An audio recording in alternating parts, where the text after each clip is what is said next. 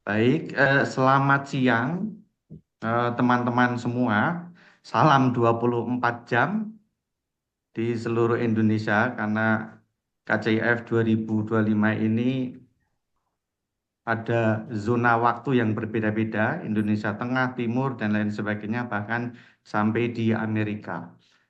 Sebelum kita mulai pertemuan panel 5.34 tentang hak-hak anak Indonesia dari ancaman baru ke strategi baru, saya sampaikan dulu beberapa hal bahwa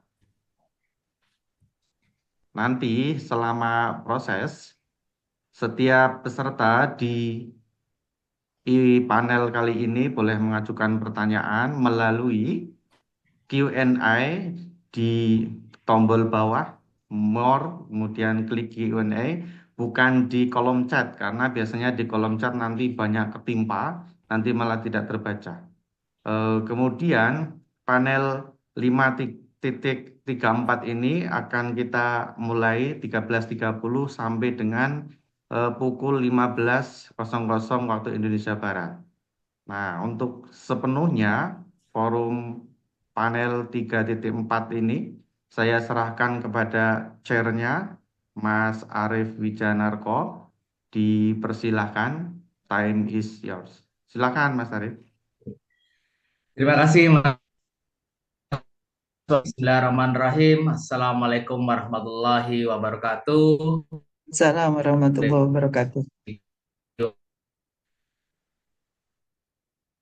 Semuanya, presenter yang kami hormati dan para peserta yang hadir di melalui kanal online akan berdialog bersama di sesi di panel 534 dan pada ajang Kartini Conference on Indonesia Feminism KCIF di tahun 2025 ini, dan bersyukur di siang hari ini, siang yang mungkin teduh di wilayah Bapak Ibu sekalian, kita sudah kedatangan 4 narasumber atau presenter yang akan berbagi pengalaman-pengalaman menarik sebagai sumber belajar yang dilakukan bersama-sama. Pada tema kali ini kita akan berdialog dan berbincang bersama dengan salah satunya adalah terkait dengan hak-hak anak di Indonesia dari ancaman baru ke strategi baru. Bagaimana situasi terkait dengan situasi anak-anak ketika Indonesia telah meratifikasi Konvensi Hak Anak di PBB pada tahun 1990, kemudian Indonesia mengeluarkan keputusan Presiden nomor 36 tahun 1990. Dengan demikian, sejak itu Indonesia terikat secara politis dan hukum internasional untuk menjalankan Konvensi Hak Anak ini dalam kerangka pemahaman internasional, dan tentunya bagaimana perjalanan-perjalanan selanjutnya, kemudian implementasi yang sudah dilakukan oleh negara dari level tingkat pusat hingga level di daerah, dari kementerian hingga level di desa-desa. Saya rasa terkait dengan isu anak ini menjadi strategi yang sampai kapanpun tidak akan habis diperbincangkan.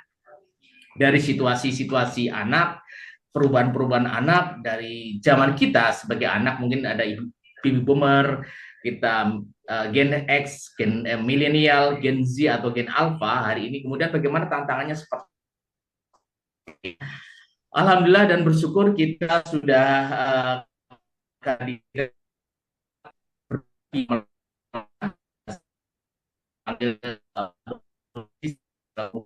Syarif Hidayatullah pada siang hari ini akan berbagi terkait dengan digital, kekerasan berbasis gender online, dan tantangan perlindungannya. Kemudian nantinya akan dilanjut oleh Ibu Renfilia Sari, SMA, dan ini dari Forum PATBM Provinsi Lampung yang didampingi langsung oleh atau STC, akan berbagi pengalaman terkait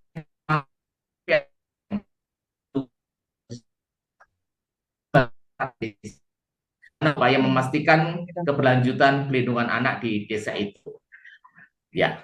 Dan yang ketiga nanti sudah hadir juga Dr. Ida Roshidah, dia selaku dosen Fakultas Ilmu Sosial dan Ilmu Politik Fisip UIN Syarif Hidayatullah Jakarta. Nanti akan berbagi pandangan terkait dengan sekolah aman, anak terlindungi, peran perempuan dalam membangun budaya anti kekerasan. Dan di sesi akhir yang keempat, hadir Mbak Desi Sekar Kamdi, nanti dari sebuah proyek koordinator dari Pelangi Eka Nusa. Nanti akan berbagi terkait dengan perempuan dan anak sebagai agen perubahan, ketangguhan komunitas melalui literasi dan kesiapsiagaan di Taman Baca Masyarakat atau komunitas literasi. Dan terima kasih empat para pejuang anak, perlindungan anak yang hadir saat ini di panel 5.34 ini. Mari kita berdialog bersama-sama. Dan saya serahkan waktu sepenuhnya pada Mbak Nurul Azizah untuk berbagi pandangan dan berbagi cerita terkait dengan anak dalam ancaman digital, kekerasan berbasis gender online, dan tantangan perundungannya. Mungkin saya berikan waktu kurang lebih 15 menit untuk berbagi pengalaman-pengalamannya, nanti akan dilanjutkan untuk pemateri selanjutnya. Kami persilakan. Ya, baik. Terima kasih banyak, Mohon Mas Arif. maaf Mas Arief, nanti minta tolong sebelum 15 menit, di menit ke-12 diingatkan. Supaya nggak pas di 15 menitnya baru diingatkan. Halo Mas Arief? Iya, terima kasih informasinya Mas Oh Wahyu. ya. Oke. Ya, terima kasih banyak Mas Arif untuk kesempatannya. Senang sekali rasanya bisa hadir di tengah Bapak, Ibu, dan teman-teman sekalian untuk berbagi mengenai tulisan saya mengenai anak dalam ancaman digital, kekerasan berbasis gender online, dan tantangannya. Layar saya terlihat ya, teman-teman. Oke, saya lanjut. Riset ini sebenarnya lahir dari pengalaman bahwa dari data dari APJI, berdasarkan riset dari APJI tahun 2025, bahwa lebih dari 80% warga Indonesia itu sudah kemudian dapat mengakses internet. Lalu berdasarkan umur teman-teman, bahwa bagaimana kemudian generasi apa yang kita sebut dengan anak saat ini, mereka yang usia di bawah 18 tahun itu masuk dari generasi Alpha dan juga Gen Z. Tingkat penetrasi internet di angkatan mereka, di generasi mereka itu sudah sampai hampir 79%. Jadi sudah hampir 80%. Bahkan untuk Gen Z itu mereka sampai 87%. Ini adalah bagian dari survei di tahun 2025. Keaktifan mereka kemudian di internet ini kemudian meningkatkan risiko dan kerentanan anak di ranah daring. Resiko-resiko yang ditanggung tentu saja salah satunya adalah kekerasan berbasis gender online. Yang mana kita ketahui bersama adalah kekerasan berbasis gender online adalah kekerasan berbasis gender yang difasilitasi oleh teknologi. Yang salah satunya tentu saja adalah internet. Riset ini adalah riset awal, kemudian teman-teman, ini adalah bagian dari temuan yang saya akan paparkan. Ini bagian dari studi pustaka sebenarnya. Data yang dianalisis adalah analis dokumen dan laporan tahunan di tahun 2023 dan tahun 2024. Data-data yang dianalisis adalah data dari Komnas Perempuan, lalu kemudian data sinergi dari Kemen PPA, Komnas Perempuan, dan Forum Pengada Layanan di tahun 2023. Lalu data laporan tahunan dari CSO yang secara spesifik bicara soal kekerasan berbasis gender online, seperti SafeNet, Ekpat Indonesia yang secara spesifik bicara soal isu anak, dan juga LBH Apik Jakarta.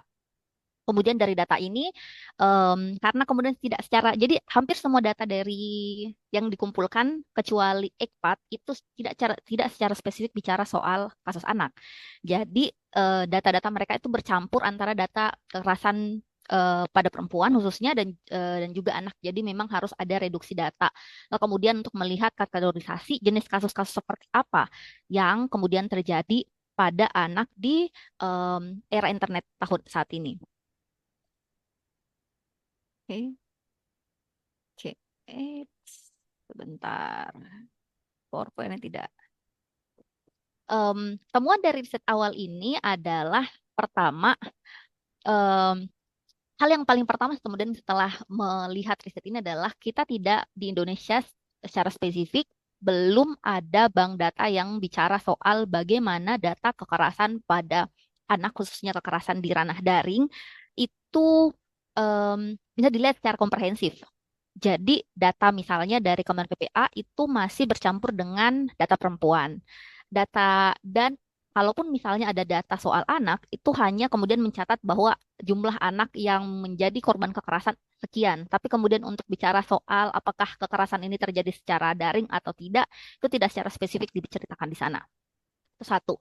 Yang kemudian data-data semacam ini justru bisa misalnya ada polisi cyber misalnya, mereka juga punya data soal laporan dari masyarakat mengenai kasus semacam ini, tapi sayangnya tidak bisa di-download. Itu pertama, satu. Lalu kemudian dari website mereka hanya mencantumkan data laporan masyarakat, tapi tidak dicantumkan apakah kemudian data ini dari awal mereka membuat website atau ini adalah data terbaru. Jadi tidak bisa kemudian dikategorisasikan apakah ini kemudian data dari sejak kapan, lalu kemudian siapa yang kemudian melapor, apakah mereka masuk kategori usia anak atau mereka adalah orang-orang dewasa. Nah, teknologi digital yang sudah tadi disampaikan mendekatkan anak pada kerentanan yang mereka kemudian punya peluang besar untuk menjadi korban kekerasan dan eksploitasi seksual di ranah daring. Dari hasil pembacaan data-data tadi, jenis kekerasan dan eksploitasi seksual anak di ranah daring bentuknya tidak hanya grooming atau online grooming, tapi juga termasuk eksploitasi seksual atau sexploitation pada anak, termasuk di dalamnya anak menjadi pelaku dan penyebar konten pornografi. Lalu kemudian mereka terpapar pornografi. Lalu ada juga anak yang menjadi korban dari NCII atau penyebaran konten intim non-konsensual, yang mana sebenarnya tidak tentu saja tidak akan ada konsensual karena pada usia anak mereka belum bisa memberikan konsen atau persetujuan. Data ini misalnya secara spesifik misalnya di tahun 2024 SafeNet, salah satu lembaga yang bicara, salah satu CSO atau yang bicara soal hak digital di Indonesia, itu menerima 1.902 aduan kasus mengenai KBGO. Dari data tersebut, 442 aduannya itu dialami oleh anak usia di bawah 18 tahun. Yang mana angka ini naik dari tahun 2023 dari 230 aduan. Lalu kemudian ada EKPAT Indonesia, di mana EKPAT Indonesia adalah salah satu organisasi yang berfokus pada isu kekerasan dan eksploitasi anak. Mereka kemudian mengeluarkan catatan tahunan. Mereka menemukan bahwa mereka mendapatkan ada 909 kasus kekerasan dan eksploitasi seksual pada anak yang mereka dapatkan.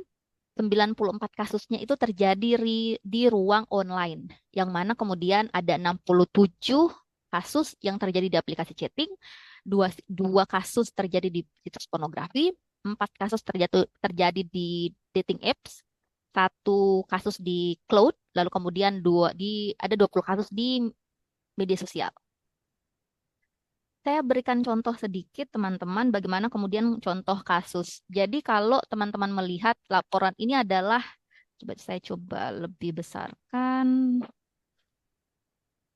Nah, ini adalah data dari laporan sinergi data dari Komnas Perempuan, Kemen PPA, dan juga Forum Pengada Layanan. Kalau teman-teman lihat di data ini, bahwa secara umum jumlah perempuan korban kekerasan KBGO di tahun 2023, anak yang menjadi korban itu ada sekitar, dari data Komnas Perempuan, itu ada sekitar 150 anak. Sementara data dari Kemen PPA yang berasal dari SAPA 129 itu kemudian ada 127 anak perempuan. Tapi kemudian kita belum bisa melihat dari 150 dan 127 anak ini, itu ada jenis kasus seperti apa yang mereka alami. Apakah mereka masuk di online threat, apakah mereka masuk di pelanggaran privasi, apakah mereka masuk di cyber sexual harassment, sexploitation, dan lainnya. Jadi kita belum punya data yang secara spesifik bicara soal ini di Indonesia.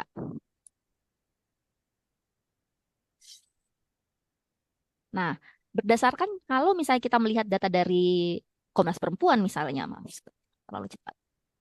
Nah, angka kekerasan berbasis gender online di tahun 2024 itu meningkat dari tahun 2023 yang awalnya di 1.272 kasus, itu meningkat menjadi 1.791 kasus.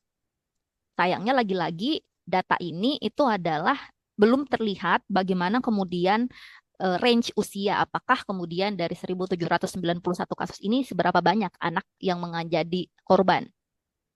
Tapi paling tidak dari data ini sebenarnya bisa dilihat bahwa biasanya ketika bicara soal isu sexploitation atau eksploitasi seksual yang terjadi di ranah cyber, itu biasanya dilakukan dengan cara pembuatan konten seksual melalui proses cyber grooming atau cyber recruitment. Sehingga pelaku itu kemudian bisa mendapatkan keuntungan secara seksual. Jadi paling tidak kita bisa melihat bahwa dalam proses ada sexploitation di ranah personal maupun di ranah publik ini ada salah satu metode cara yang dilakukan adalah grooming. Jadi bisa jadi ketika data sexploitation ini juga adalah bagian dari data kasus KBGU pada anak. Meskipun tidak ada angka secara spesifik yang bicara soal seberapa banyak mereka yang menjadi korban. Nah, ini contoh di dalam laporan LBH Apik juga sama. Mereka juga tidak secara spesifik bicara soal seberapa banyak anak yang menjadi korban kekerasan, khususnya kekerasan berbasis gender online di mereka. Tapi ini adalah contoh kasus. Jadi mereka justru mereka tidak bicara soal angka, tidak banyak angka, tapi kemudian bicara mereka memaparkan contoh kasus. Dua contoh kasus ini yang terjadi. Jadi berdasarkan laporan mereka berarti ada kasus eksploitasi seksual anak yang terjadi di tahun 2000. Jadi berdasarkan catatan tahunan LBH Apik Jakarta 2023 ada mereka menerima kasus eksploitasi seksual anak. Jadi bagaimana kemudian anak ini eksploitasi seksualnya terjadi secara daring di mana temannya itu kemudian membuatkan, menjual tanda kutip anak ini di media sosial melalui micet.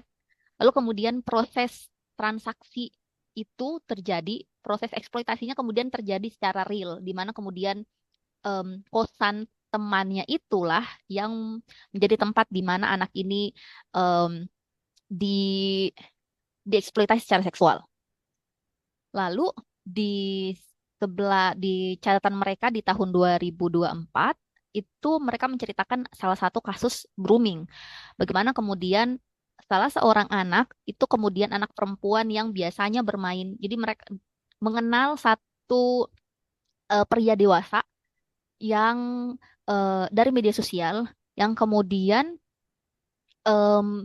menjadikan dia sebagai korban grooming. Awalnya pelaku itu intens menghubungi, dan di sini ditulis namanya Magenta, menghubunginya lalu kemudian membantu dia dalam segi ekonomi, bermain game dan lain-lain.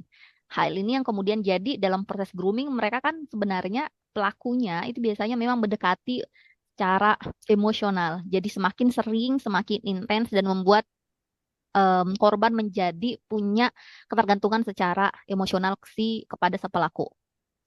Pada saatnya ketika kemudian mereka setelah melakukan grooming dan mereka terlibat dalam hubungan pasangan menjadi pasangan, di sini kemudian si pelaku meminta si Magenta untuk mengirim foto dan video.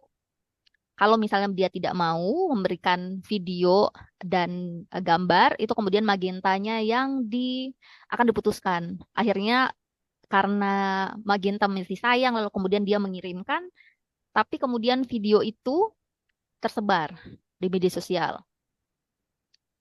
Yang ini kemudian menjadi permasalahan karena kemudian anak tersebut menjadi bingung karena kemudian tidak berani juga untuk bercerita kepada orang tuanya karena takut akan dimarahi, tapi juga bingung akan harus kemana anak ini mengadukan kasusnya.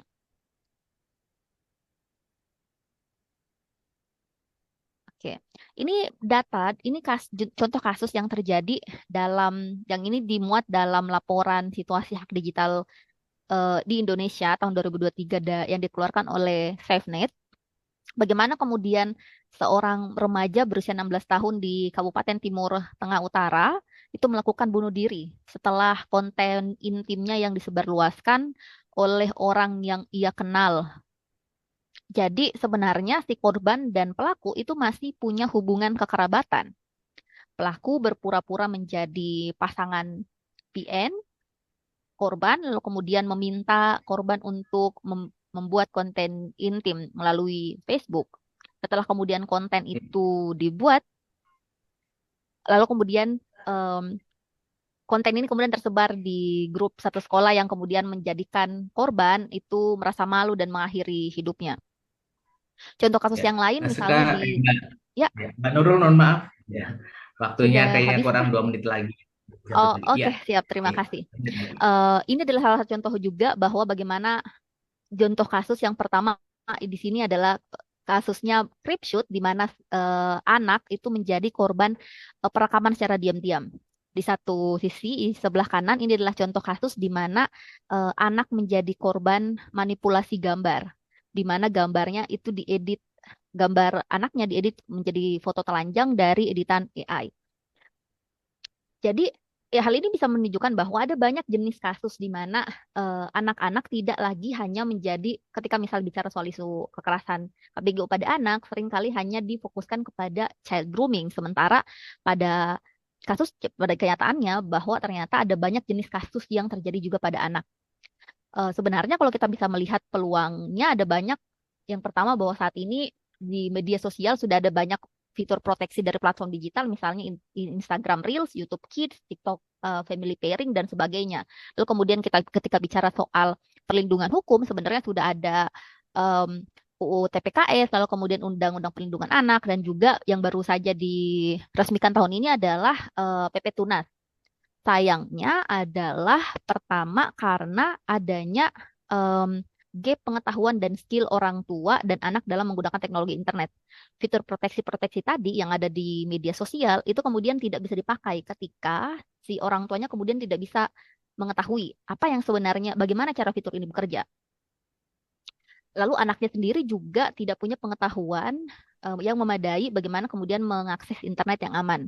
Sehingga mereka menjadi rentan, menjadi korban dalam kekerasan dan kemudian eksploitasi seksual.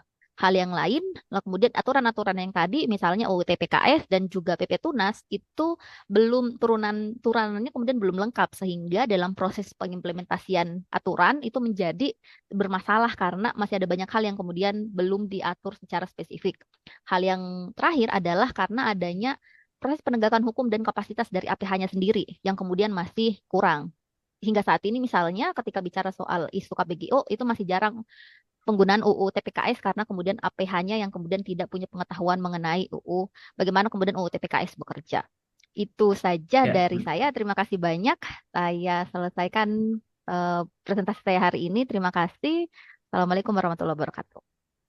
Waalaikumsalam warahmatullahi wabarakatuh. Terima kasih sekali Mbak Nurul telah memaparkan situasi data juga. Walaupun kali di data Simponi Kementerian Pemberdayaan Perempuan dan Perlindungan Anak juga sampai saat ini rate-nya sangat tinggi sekali ya, di atas 16.000. Ada beberapa kasus juga yang memang di dataran masyarakat, kalau kita bukan lihat dari data UPT misalnya dilaporkan ke data Simponi itu memang di level basis itu banyak data yang belum bisa disampaikan karena masih banyak para korban yang belum speak up, apalagi terkait dengan situasi kerentanan di dalam ranah online ya. Ada yang kena grooming, ada yang kena sextortion, ada yang kena sexting, atau ada di online grooming, dan ada CSIM atau child material about materi-materi terkait dengan konten-konten pornografi. Terima kasih. Menurut kita simak terlebih dahulu. Kita akan melanjutkan untuk dialog kita.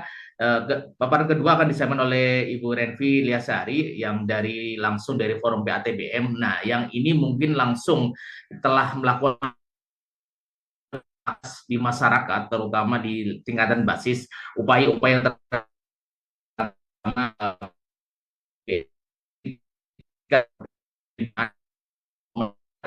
dengan baik.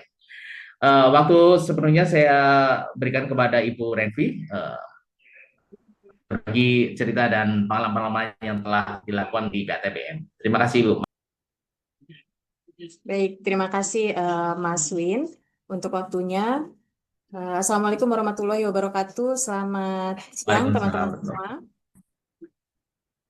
Salam sehat dari Lampung. Saya Renvi. Senang sekali hari ini punya kesempatan untuk berbagi pengetahuan juga pengalaman yang saya dan juga teman-teman kader PTBM di Lampung beserta teman-teman Save the Children di sini karena saya juga mendampingi kawan-kawan Save the Children di beberapa proyek agriculture mereka. Dan hari ini saya ingin membagikan pengetahuan dan juga pengalaman itu lewat presentasi saya yang berjudul Transformasi PTBM menjadi Lembaga Kemasyarakatan Desa yang kami yakini bisa menjadi salah satu strategi menjamin keberlanjutan upaya perlindungan anak di desa. Oke. Nah, sebagai pengantar, saya ingin menyampaikan bahwa ternyata saat ini permasalahan perlindungan anak belum menjadi isu prioritas ya dalam pembangunan. Setidaknya ini bisa kita lihat dari minimnya alokasi anggaran untuk upaya perlindungan anak dari tingkat nasional sampai ke tingkat yang lebih rendah lagi yaitu di desa gitu. Selain itu, masih juga banyak terjadi kasus pelanggaran terhadap hak-hak anak yang terjadi terutama untuk meningkatnya kasus-kasus kekerasan terhadap anak yang terjadi di hampir setiap tahun. Jadi ada peningkatan di sana. Di awal minggu lalu saya mengakses data SIGA Kemen PPPA. Jadi ternyata dari 2021 misalnya sampai 2024 kemarin, setiap tahunnya itu ada peningkatan sekitar 2.000 kasus kekerasan terhadap perempuan dan anak. Dan mirisnya 60% lebih dari korban kekerasan tersebut adalah anak-anak kita. Gitu. Nah, untuk bicara soal perlindungan anak tentunya tidak lepas dari definisi pasal 1 Undang-Undang Nomor 35 Tahun 2014 yang menyatakan bahwa perlindungan anak merupakan segala kegiatan untuk menjamin dan juga melindungi hak-haknya agar mereka itu dapat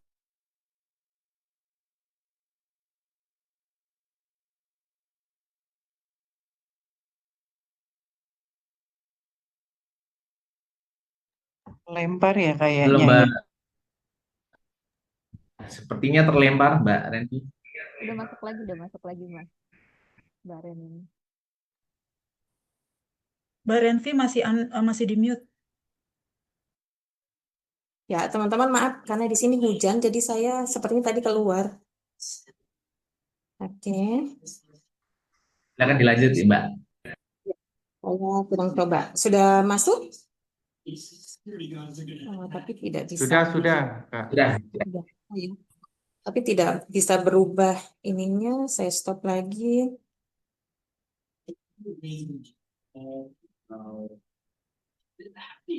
Oke.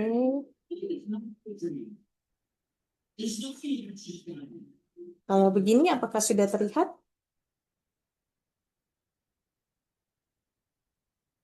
Sudah Oke, terlihat, terlihat, Kak. teman-teman?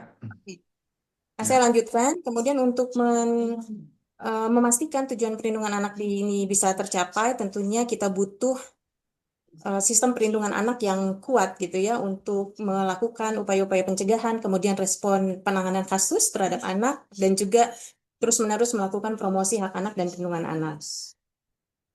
Penguatan sistem perlindungan anak ini tentu saja tidak bisa dilakukan oleh pemerintah sendiri. Sehingga dibutuhkan stakeholder lain yang harus cukup mampu membantu pemerintah untuk bersinergi memastikan tujuan perlindungan anak bisa tercapai. Dan salah satu stakeholder tersebut adalah PTBM, teman-teman. Perlindungan Anak Terpadu Berbasis Masyarakat. Sebenarnya PTBM ini merupakan program nasional yang digagas oleh Kementerian PPPA waktu itu di 2016 untuk menguatkan gerakan partisipasi masyarakat dan juga kemitraan antara pemerintah dengan masyarakat dalam perlindungan anak. Dimulai di tahun 2016, piloting di 138 desa. Kemudian saat ini hampir semua desa kelurahan di Indonesia itu sudah punya PTBM. Paling tidak sudah terbentuk PTBM-nya gitu ya.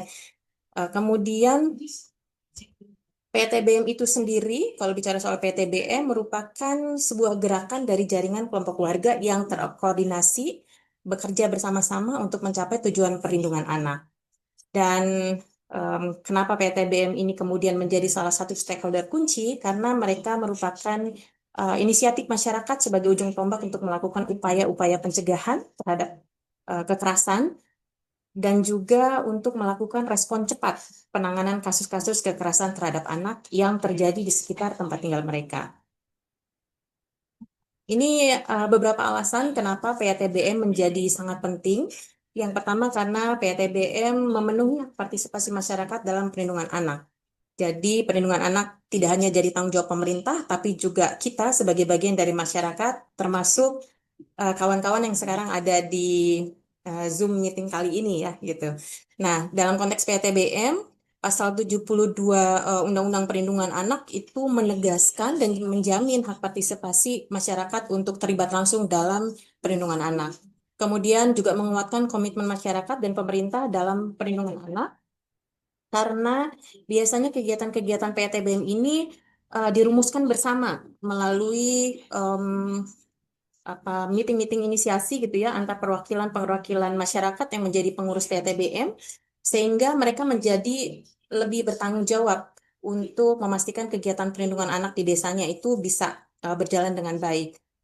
Kemudian memberdayakan masyarakat tentunya melalui berbagai kegiatan yang dilakukan oleh PATBM. PATBM ini kemudian bisa meningkatkan kapasitas setiap warga, termasuk di dalamnya orang tua dan anak-anak, untuk menemukanali kekerasan terhadap anak sehingga bisa berkontribusi terhadap upaya mencegah dan juga merespon kasus-kasus perlindungan anak yang ada. Kemudian PATBM menjangkau masyarakat secara luas karena mereka sangat dekat dan berada di masyarakat, apalagi di tempat tinggal mereka. Maka upaya-upaya yang mereka lakukan untuk mencegah dan juga merespon kasus-kasus perlindungan anak itu seringkali menjadi satu pilihan untuk mengontrol perilaku dalam mencegah kekerasan terhadap anak. Karena orang tua jadi lebih aware soal kekerasan terhadap anak, dan mereka juga yang sudah ikut terlibat dalam kegiatan PATBM menjadi lebih takut gitu ya untuk melakukan kekerasan terhadap anak-anak mereka. Kemudian PATBM juga mengoptimalkan pendayagunaan sumber daya di masyarakat. Jadi masyarakat kita ini kan sebenarnya punya modal sosial yang cukup banyak, sehingga kalau dimanfaatkan dukungan finansial, ide, gagasan, kepemimpinan, kemudian juga nilai-nilai sosial dan lainnya yang ada di masyarakat, kalau dimaksimalkan itu bisa berkontribusi kuat untuk memastikan tujuan perlindungan anak bisa tercapai. Kemudian PATBM juga menjamin keberlanjutan kegiatan perlindungan anak, tentu saja dengan sinergi bersama dengan stakeholder kunci lainnya di desa, di kelurahan. PATBM akan terus ada dan memastikan kegiatan perlindungan anak dapat tercapai.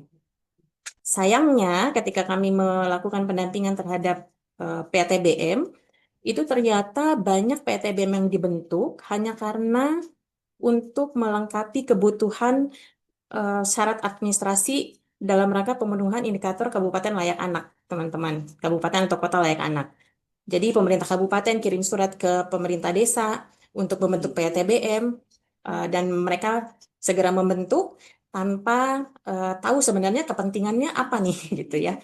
Jadi konsekuensinya pemerintah desa tidak begitu memahami tugas dan peran PATBM, kemudian juga pemerintah desa tidak memiliki upaya untuk meningkatkan kapasitas kader PATBM, mengingat mereka juga tidak paham sebenarnya tugas fungsi PATBM itu apa, dan juga program-program perlindungan anak di desa itu belum menjadi program rutin tahunan karena dukungan pemerintah desa dan masyarakat yang sangat minim gitu. Nah, untuk menyikapi tantangan tersebut, saya bersama teman-teman di Save the Children kemudian mendorong adanya inisiasi transformasi PATBM menjadi LKD yang kami yakini bisa menjadi salah satu strategi baru untuk memastikan keberlanjutan PATBM itu sendiri di desa maupun upaya perlindungan anaknya. Nah, ini adalah dasar hukum transformasi PATBM menjadi LKD, teman-teman. Ini beberapa peraturan yang selalu kami promosikan ke teman-teman pemerintah desa, bahwa PATBM itu diberi ruang oleh peraturan-peraturan ini untuk bertransformasi menjadi LKD PATBM. Di Permendagri Nomor 18 tahun 2018, terutama di pasal 3 dan pasal 6-nya, itu secara tegas disebutkan bahwa pemerintah desa dan masyarakat itu bisa membentuk lembaga baru, lembaga kemasyarakatan baru sesuai dengan kebutuhan dan perkembangan di masyarakat, termasuk kebutuhan untuk upaya perlindungan anak. Kalau misalnya memang dibutuhkan, maka boleh dibentuk LKD yang baru. Tapi memang pembentukannya ini harus dengan peraturan desa. Ini nanti bisa sama-sama kita pelajari. Ini adalah pentingnya kenapa PTB menjadi LKD baru di desa. Kami berpikir bahwa dengan PTB menjadi LKD baru di desa, maka akan memastikan keberlangsungan sustainability PTBM, kemudian juga memperkuat peran PTBM dalam perencanaan dan penganggaran desa, menjamin pendanaan bagi PTBM, serta memberikan fasilitas pendukung. Ini asumsi kami di awal ya, gitu. Kemudian ini adalah alur transformasi bagaimana PTBM kemudian menjadi LKD, dimulai dengan pembentukan PTBM di tingkat desa atau kelurahan. Jadi kami lakukan bersama dengan teman-teman di Dinas DP3A Kabupaten dan juga pemerintah desa. Setelah membentuk, tentu saja harus dikuatkan agar PTBM-nya bisa menjalankan fungsi dan perannya dengan baik. Kami melakukan banyak sekali kegiatan-kegiatan peningkatan kapasitas untuk PTBM, pelatihan untuk mereka mengenali soal perlindungan anak, bagaimana memanajemen kasus dan melakukan pendokumentasian kasus dan lain-lainnya. Seiring dengan itu, kami juga melakukan penguatan kepada kepala-kepala desa dan perangkat desa untuk memiliki keterampilan dalam menyusun peraturan desa. Karena biasanya selama ini kebanyakan ya dari kepala-kepala desa yang ikut dalam FGD yang kami lakukan, itu mereka bilang kalau peraturannya sama, Mbak, banyak juga di internet gitu ya. Jadi kami tidak ingin kemudian ini menjadi copy aja dari apa yang ada di internet, tapi kemudian mereka memiliki skill lain yang juga terdampak dari proses transformasi PTB menjadi LKD. Setelahnya kami mendorong pemerintah desa untuk menyusun peraturan desa yang alur pembuatan peraturan desanya sama seperti kalau mereka membuat peraturan desa yang lain. Setelah disahkan, kemudian disosialisasikan, biasanya kemudian otomatis mereka akan mengalokasikan LKD PTBM ini di APBD desa. Nah, setelah 1 tahun berjalan, jadi kami lakukan ini di 2023, kami ingin melihat apakah memang betul PTBM setelah bertransformasi menjadi lembaga kemasyarakatan desa itu punya dampak yang baik, tidak hanya buat internal PTBM, tapi juga buat pemerintah desa dan juga masyarakatnya. Kami lakukan studi kasus terhadap 3 LKD PTBM di Lampung yang memang memenuhi syarat. Jadi kami punya kriteria syarat bahwa PTBM ini sudah berjalan, LKD PTBM ini sudah berdiri 1 tahun, kemudian juga mereka sudah menjalankan peran dan fungsinya dengan baik. Kemudian mereka juga dapat dukungan dari pemerintah desanya dan juga warganya. Kami menemukan beberapa findings, diantaranya bahwa ternyata transformasi PTBM menjadi LKD itu telah berhasil meningkatkan persepsi kepemilikan di kalangan pemerintah desa dan masyarakat terhadap PTBM itu sendiri. Kalau sebelumnya mereka merasa bahwa PTBM ini milik pihak luar, gitu ya, bukan milik desa, karena yang menginisiasi itu orang-orang dari luar desa, entah itu dinas, entah itu Save the Children, entah itu organisasi lain yang memang mereka juga fokus memperkuat PTBM. Tetapi setelah menjadi LKD, maka pemerintah desa dan masyarakat menjadi lebih yakin ya dan meningkatkan rasa sense of belonging mereka kepada si PTBM. Salah satu indikatornya adalah pemerintah desa mulai mensosialisasikan PTBM ini di pertemuan-pertemuan desa yang sebelumnya tidak pernah mereka lakukan. Gitu. Jadi mereka mulai menganggap bahwa ini penting. Selanjutnya ada juga perbaikan dalam manajemen PTBM. Transformasi PTBM menjadi LKD ini telah menghasilkan praktek manajemen yang lebih baik di dalam PTBM. Mereka sudah menyediakan ya, jadi transformasi ini menyediakan regulasi yang lebih tegas karena lewat Perdes, sebelumnya lewat SK Kepala Desa biasanya pembentukannya, sehingga ada batas jangka waktu. Kalau dengan Perdes itu akan berlaku selamanya kecuali perdesnya direvisi atau diubah gitu ya. Nah, tapi kalau dengan perdes itu sustainability si PATBM ini sendiri juga bisa lebih lama. Kemudian juga adanya penyusunan rencana kerja yang komprehensif. Jadi PATBM menjadi LKD ini sudah punya rencana kerja yang mereka buat berdasarkan analisis situasi kebutuhan anak-anak di desanya. Selain itu, mereka juga sudah mulai menyelenggarakan pertemuan rutin setiap bulan bahkan yang menghadirkan tidak hanya pengurus PATBM tetapi juga teman-teman pemerintah desa. Kemudian adanya anggaran dan dukungan lain untuk PATBM tersedia. Nah, teman-teman, meskipun PATBM ini merupakan gerakan yang sukarela, voluntary, tetapi mereka juga butuh dana operasional untuk memastikan fungsi dan perannya dalam upaya pencegahan dan juga penanganan kasus itu bisa berjalan dengan baik. Nah, kalau teman-teman lihat di sini, ternyata ada peningkatan alokasi budget APBD yang signifikan antara untuk alokasi teman-teman di LKD PATBM. Jadi setiap tahun tuh meningkat jumlahnya.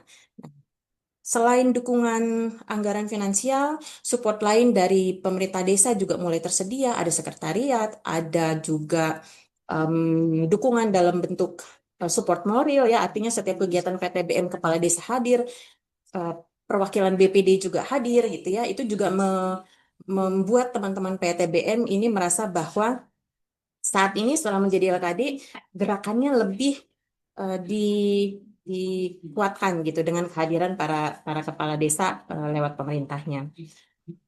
Ya, Mbak Renvi, Kemudian, mohon maaf waktunya. oke, Ya, waktunya mohon maaf. sudah habis ya Mas? Ya, Oke, baik. Ya, ini teman-teman ya adalah dampak transformasi lainnya. Nanti kita bisa lanjutkan di diskusi.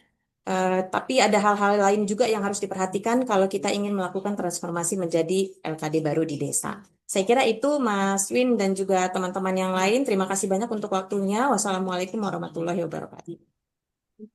terima kasih Mbak Renvi atas paparannya terkait dengan PATBM yang hari ini telah bertransformasi menjadi LKD. Mudah-mudahan ada upaya baik yang dilakukan terutama terkait dengan perlindungan dan pemenuhan hak anak. Di sisi lain juga desa juga merespon positif dengan adanya perubahan anggaran dan ini masuk dalam proses di pemerintahan terutama di musrembangnya, musrembang desnya juga dan karena yang menjadi garda depan perlindungan dan pemenuhan anak tentunya dari teman-teman relawan ini yang sungguh-sungguh luar biasa sekali, tidak kenal waktu untuk merespon, terutama memberikan tanggapan terhadap situasi-situasi yang terjadi di lingkungan masyarakat. Terima kasih Mbak Renvi. Untuk selanjutnya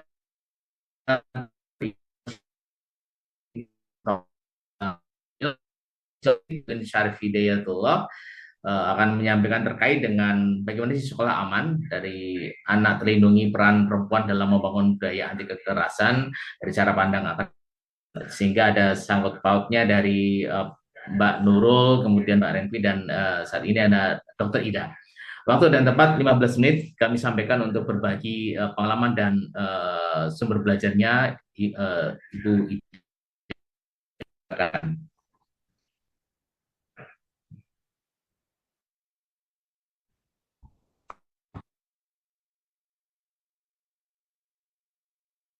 Dr. Ida. Oke, terima kasih Mas Arif atas peluangnya untuk memberikan saya kesempatan berbagi pengalaman dari hasil riset yang saya lakukan di NTT. Riset ini dilakukan di tahun 2023, gitu, kerjasama dengan inovasi dan SAKB, inovasi dan pusat riset gender.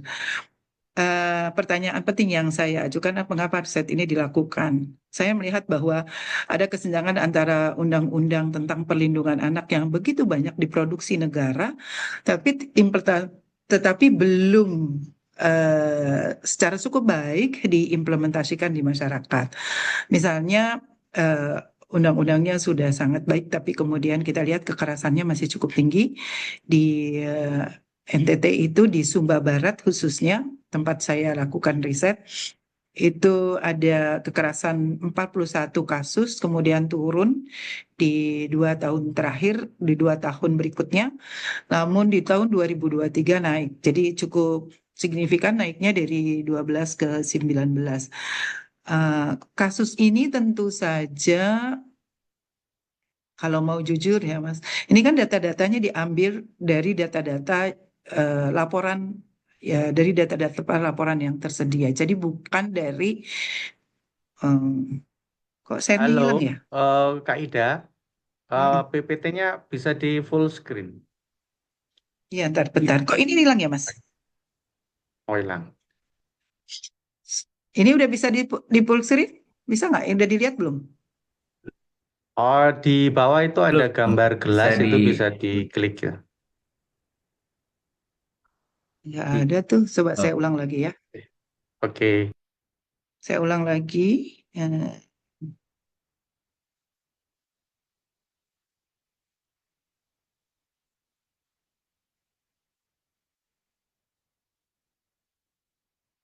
di saya nggak ada tuh tanda gelas yang biasa muncul ya. Nggak ada, ya udah. Oke, Yang penting kelihatan. iya. Silakan, Kak. Eh, oke, terima kasih Mas. Jadi mm, tentu jumlahnya, faktanya bisa lebih banyak karena ini yang dilaporkan kepada penegak hukum gitu, atau yang dilaporkan oleh pendamping korban. Jadi bukan fakta yang sesungguhnya. Karena kalau kita telusuri nanti faktanya jauh lebih banyak gitu ya. Oke, dan kekerasan yang ada di sekolah-sekolah yang dilakukan oleh guru kepada eh, anak, atau dari anak laki-laki kepada perempuan, itu sebetulnya juga dilestarikan oleh adat. Karena itu rasanya penting untuk bagaimana kita melihat perubahan yang terjadi, yang belakangan dilakukan oleh para kepala sekolah, dan perubahannya cukup signifikan. Ada tiga rumusan masalah yang ingin dijawab. Pertama, bagaimana gambaran kekerasan yang dilakukan oleh kepala sekolah dan guru perempuan di Sumba Barat. Harusnya kepala sekolah dan guru itu menjadi orang-orang yang membuat sekolah itu nyaman gitu untuk anak, tapi faktanya beda. Yang kedua, bagaimana peran kepala sekolah perempuan di lingkungan pendidikan dasar, khususnya SD di Sumba Barat, dalam membangun budaya anti kekerasan. Dan ketiga, apa motivasi yang mendorong para kepala sekolah untuk membangun sekolah yang ramah anak. Metode penelitiannya kualitatif, dilakukan wawancara mendalam terhadap 16 orang, terdiri dari pengawas, fasilitator daerah, pemerintah, kepala sekolah perempuan, guru perempuan gitu. Ada guru laki, ada fasilitator laki-laki gitu, tapi jumlahnya sedikit sebagai konfirmasi data. Lalu apa? Temuan yang kami dapatkan di lapangan, kami menemukan masih ada struktur dan kultur yang melegitimasi dan menormalisasi kekerasan di sekolah. Misalnya karena adanya pembiaran. Yang kedua, masih adanya aturan hukuman fisik sebagai bentuk disiplin atau ketaatan yang sebenarnya tidak tertulis, tapi ada gitu. Terus adanya hubungan hierarkis murid dan guru yang itu sebetulnya menguatkan kekerasan, karena guru dianggap Superman gitu ya. Sementara murid sebaliknya. Lalu kalaupun ada kekerasan tidak ada mekanisme karena dianggap wajar ya.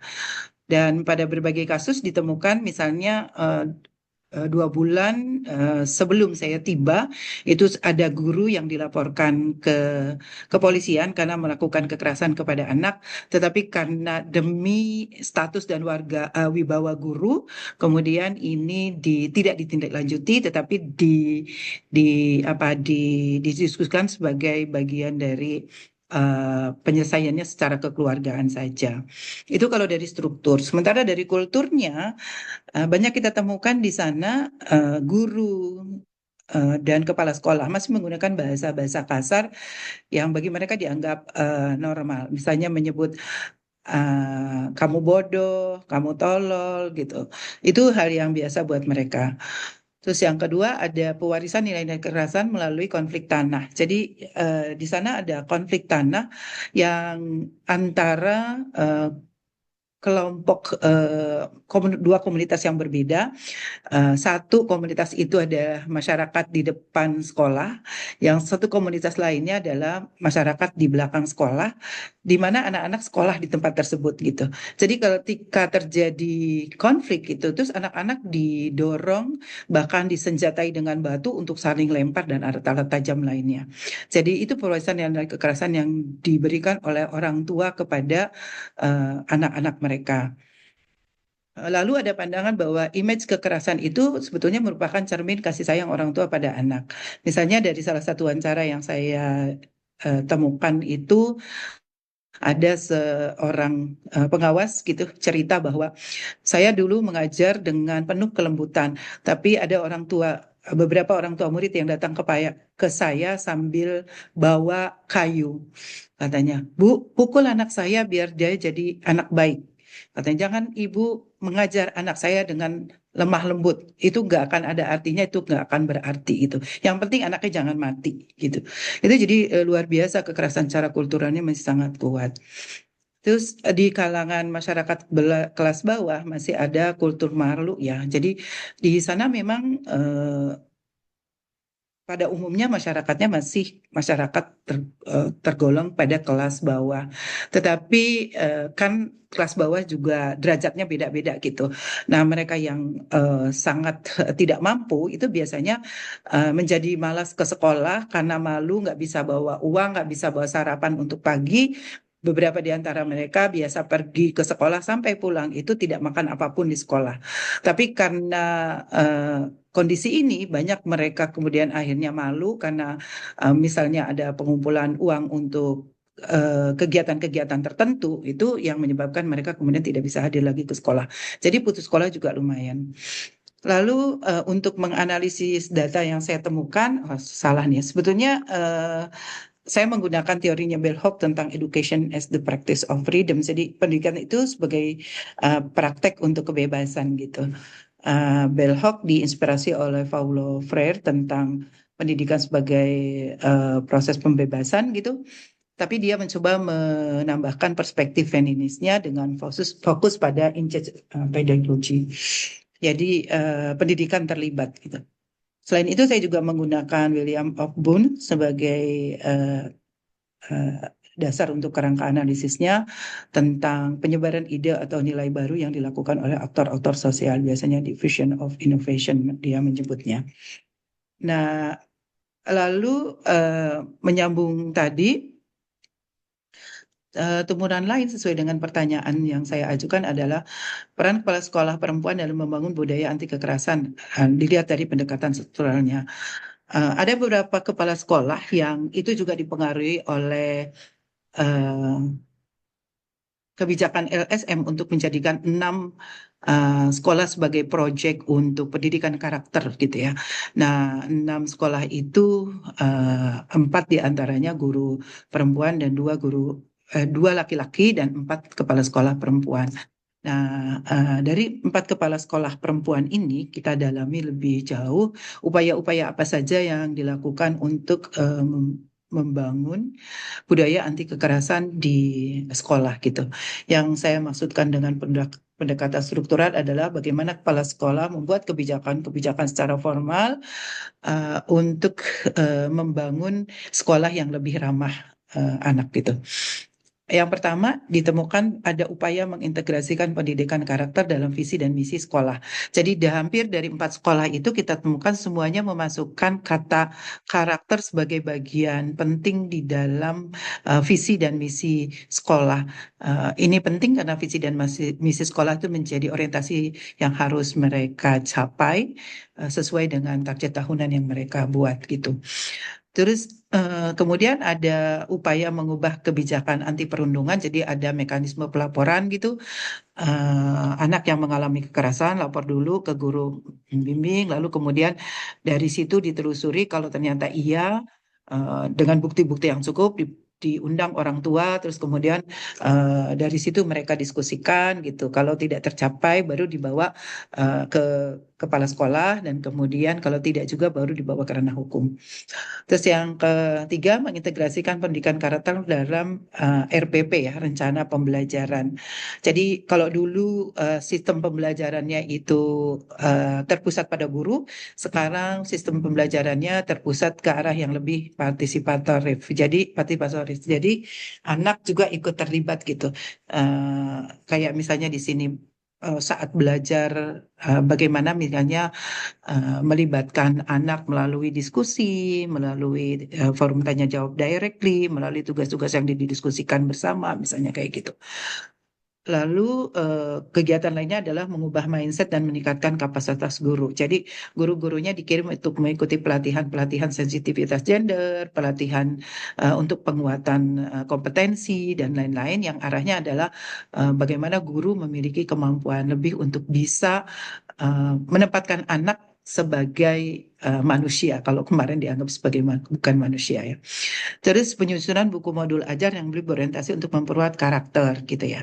Lalu mereka juga sudah berupaya untuk mengalokasikan anggaran untuk pembangunan karakter anti kekerasan. Jadi beberapa guru misalnya diberikan kesempatan untuk disiapkan beberapa kebutuhan dasarnya untuk bahan pembelajarannya, sehingga bahan pembelajaran tidak berasal dananya dari anak, tapi dari anggaran yang disediakan di sekolah yang arahnya kepada biasanya kita menyebut ya sistem Merdeka Belajar yang orientasinya pada profil pembentukan Pancasila ya, profil pelajar Pancasila. Kemudian ada kebijakan manajemen transparansi dana bantuan operasional. Jadi kalau mereka dapat bosnya dipasang berapa dapatnya, pengeluarannya disebutkan juga gitu, sehingga setiap orang tua murid dan guru bisa melihat langsung alur pengeluaran dan pemasukan dana yang mereka peroleh. Lalu membangun kerjasama dengan LSM dan Pemda. Kerjasama yang sangat mereka lakukan sampai ini cukup kuat selain dengan inovasi adalah Sekolah Abdi SAKB ya, Sekolah Abdi Kasih Bangsa, yang menerapkan sistem pembelajaran berorientasi pada siswa dan dengan metode pembelajaran yang meningkatkan kreativitas inovasi siswa. Lalu peran kepala sekolah kalau dilihat dari pendekatan kultural, para kepala sekolah ini menjadi inisiator untuk mensosialisasikan budaya anti kekerasan pada masyarakat. Jadi misalnya kalau mereka ada kegiatan-kegiatan, mereka tidak hanya mengundang orang tua, tetapi juga mengundang masyarakat seperti Babinsa dan lain-lain. Di sini ada contohnya di sekolah SD Dedekadu gitu. Mereka sengaja melibatkan masyarakat di luar orang tua murid dan siswa. Lalu mengubah cara pandang orang tua tentang nilai-nilai pengasuhan. Jadi di sana mereka mulai memperkenalkan parenting gitu. Bagaimana sih pengasuhan anak yang seharusnya dilakukan gitu. Sehingga dengan cara itu diharapkan kekerasan yang biasa dan udah dinormalisasi itu bisa diminimalisir. Mereka juga berupaya menggali nilai-nilai budaya lokal untuk meminimalisir kekerasan. Jadi ada tarian, ada festival, ada teater seni yang sengaja mereka lakukan. Ketika mereka melakukan teater seni, misalnya mereka selalu menyisipkan pesan-pesan moral terkait dengan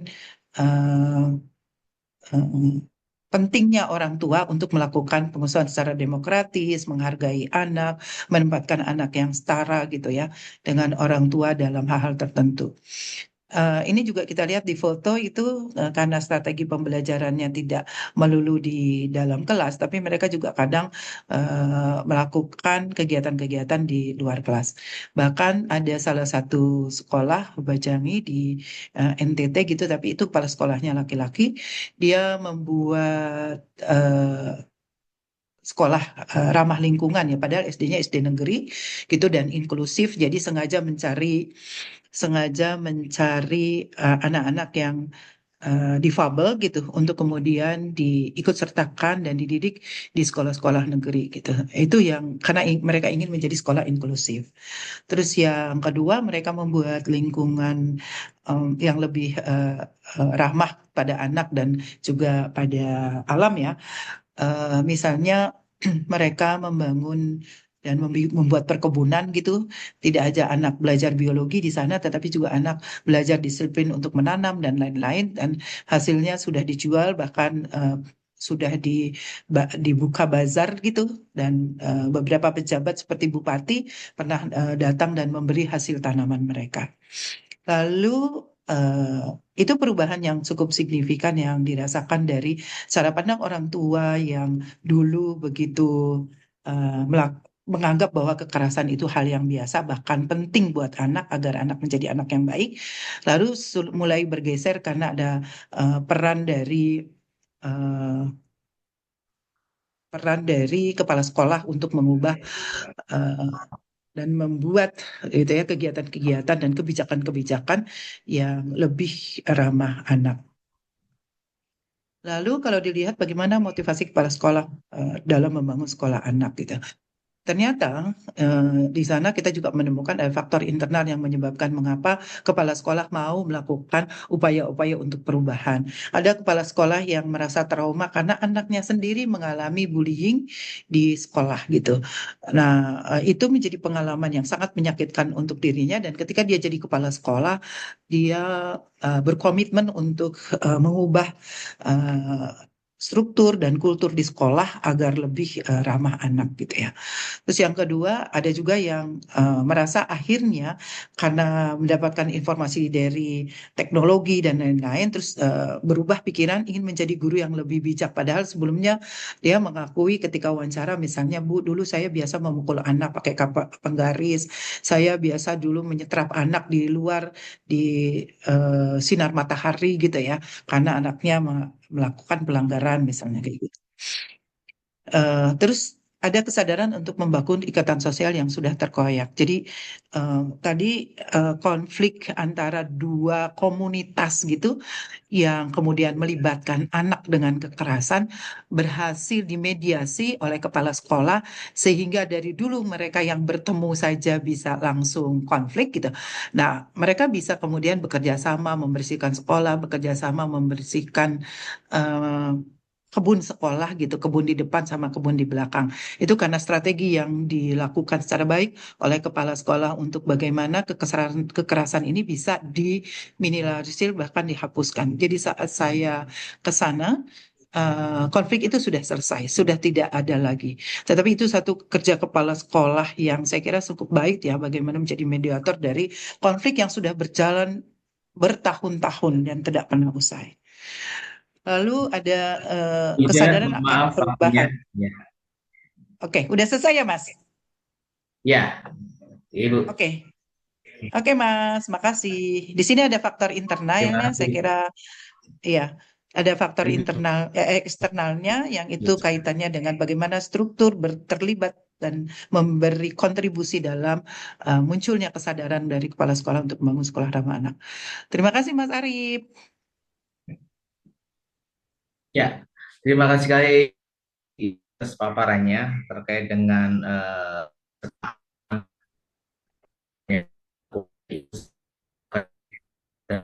baik di NTT dalam program inovasi terkait dengan situasi-situasi yang terjadi di ruang sekolah yang ramah anak dan terutama bagi semua warga sekolah mudah-mudahan itu bisa terlaksana. Dan di sesi terakhir ini ada Mbak Desi Sekar dari selaku proyek koordinator Pelangi Eka Nusa yang akan berbagi terkait dengan perempuan dan anak sebagai agen perubahan, terutama terkait dengan ketangguhan komunitas melalui literasi dan kesiapsiagaan di Taman Baca atau komunitas literasi. Waktu 15 menit, Mbak Sekar, kami persilakan, monggo. Terima kasih, Mas Vin. Semoga kelihatan sekarang. Sudah kelihatan ya? Belum, Bu. Sebentar. Sudah? Kelihatan. Oh, udah. Oke. Selamat siang. Assalamualaikum warahmatullahi wabarakatuh.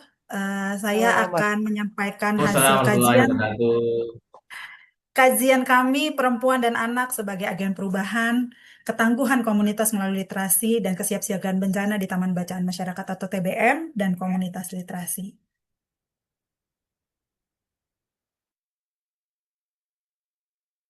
Maaf, ini laptopnya agak bermasalah, tapi saya tetap bisa cerita di sini. Saya Desi Sekar Hamdi, desainer intervensi sosial, pegiat literasi, dan fasilitator komunitas. Lebih dari 2 dekade, saya mendampingi TBM dan komunitas literasi di tanah air. Dari sana saya belajar kekuatan terbesar dari sebuah komunitas seringkali lahir dari ruang-ruang kecil yang sederhana, diisi oleh perempuan, anak-anak, dan pegiat literasi.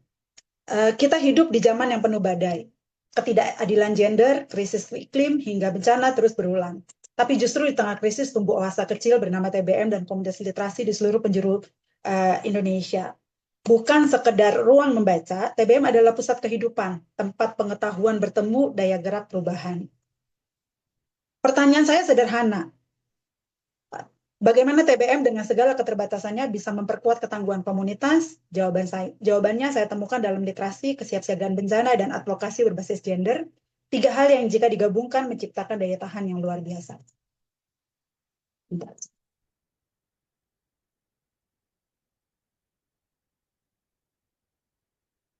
Saya meneliti 81 pengelola TBM dari berbagai daerah, dari Aceh sampai Papua, tetapi lebih dari angka, saya menggunakan lensa feminis komunitas,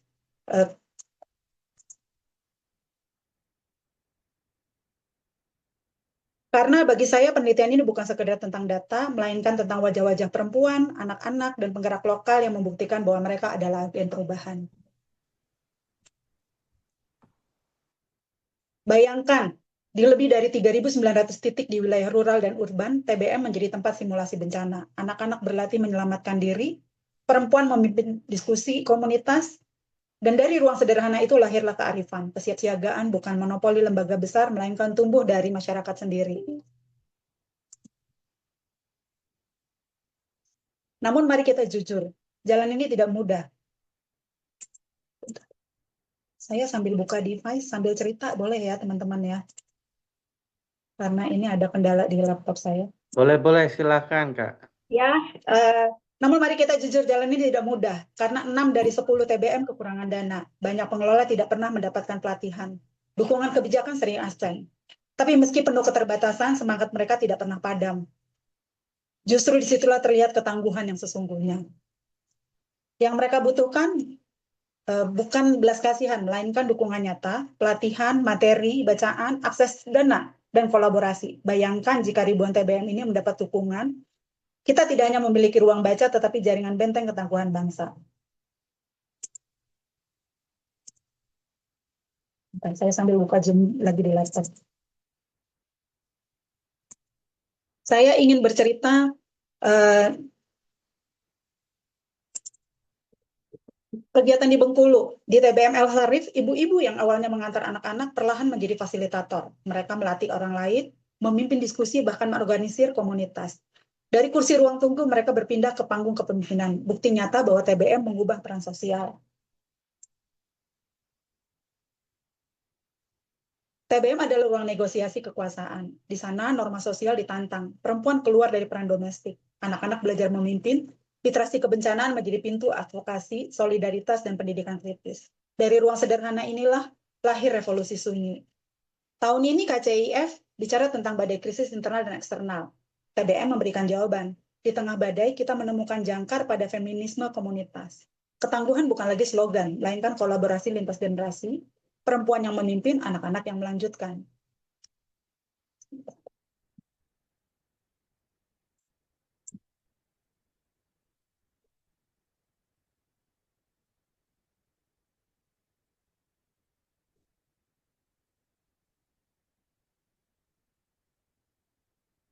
Maaf, laptopnya ternyata ngadat sekarang.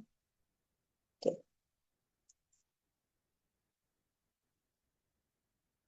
Recording in progress. Ya.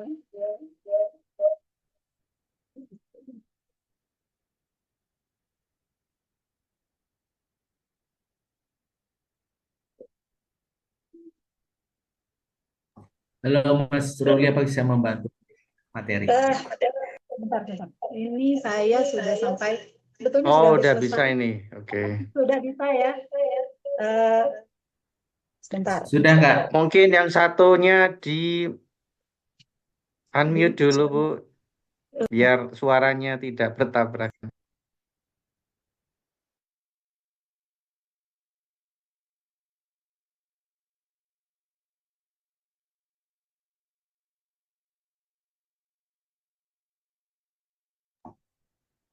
Masih di unmute.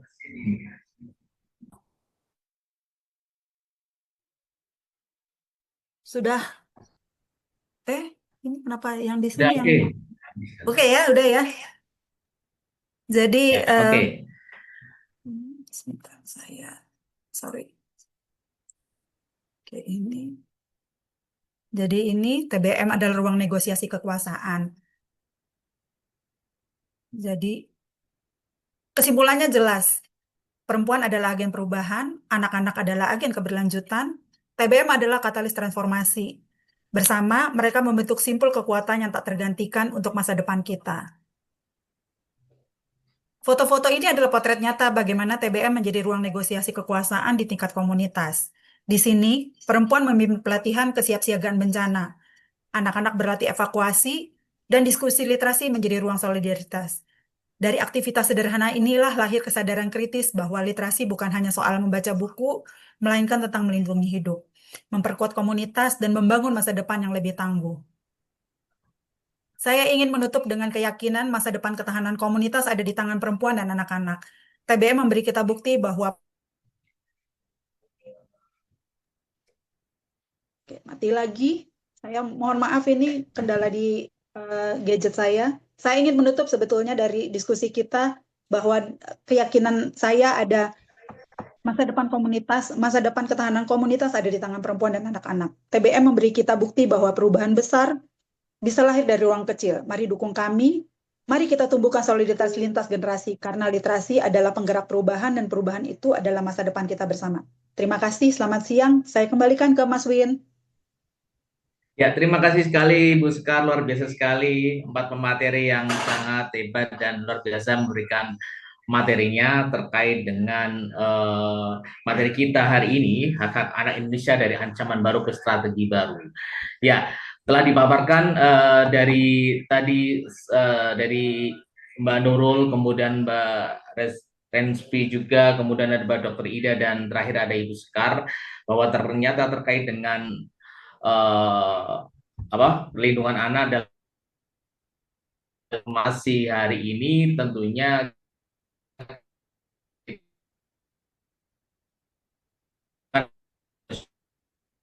salah satunya adalah adanya konvensi hak anak yang telah di nomor 36 tahun 1990, adanya Undang-Undang Perlindungan Anak dari Undang-Undang 23 tahun 2002, junto Undang-Undang 35 sampai Undang-Undang nomor 17 tahun 2016. Ada Undang-Undang 45 juga di pasal 28B ayat 2 bahwa setiap anak berhak atas dan perlindungan dan kekerasan diskriminasi.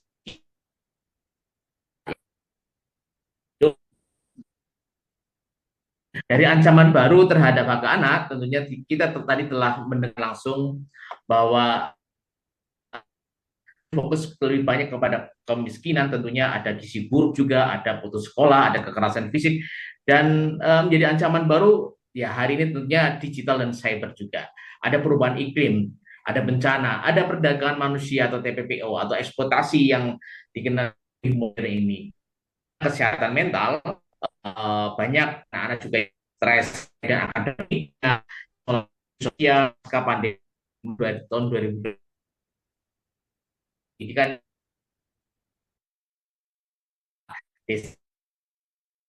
dari strategi baru terkait dengan perlindungan anak, maka dari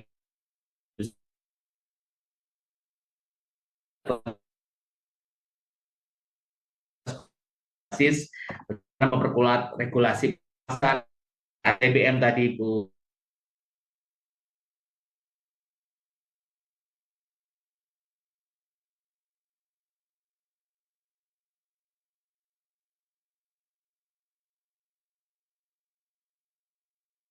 Munculnya tadi mengatakan sekolah aman yang terkait dengan bencana, bagaimana anak-anak juga dilibatkan dalam aksi ini uh, dan terutama terkait dengan sosial adaptif juga. Ya,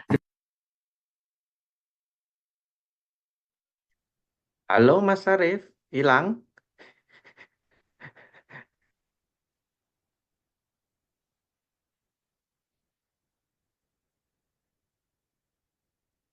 Mas Arif? Nampaknya punya kendala yang sama, kendala jaringan, Mas. Oke, Bayu. saya handle sebentar ya. Mohon maaf ya ini Bapak Ibu teman-teman semuanya. Eh, Semoga diizinkan Mas Arif. Mohon maaf Mas Arif.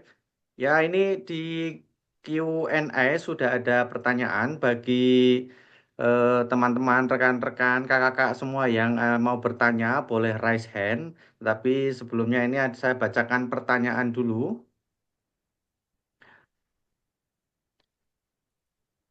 Ada dua pertanyaan. Yang pertama terkait korban anak. Mungkin anak korban mungkin ya. Terkait korban anak, seberapa jauh dan seberapa lama biasanya pendampingan untuk korban agar traumanya bisa hilang dan siapa biasanya yang bertanggung jawab untuk itu di tengah efisiensi budget pemerintah. Wah.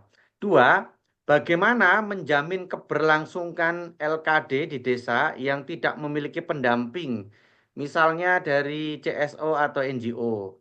Itu yang pertama. Masih sama pertanyaannya dari Anonymous Partisipan. Ya, ini. Nggak apa-apa.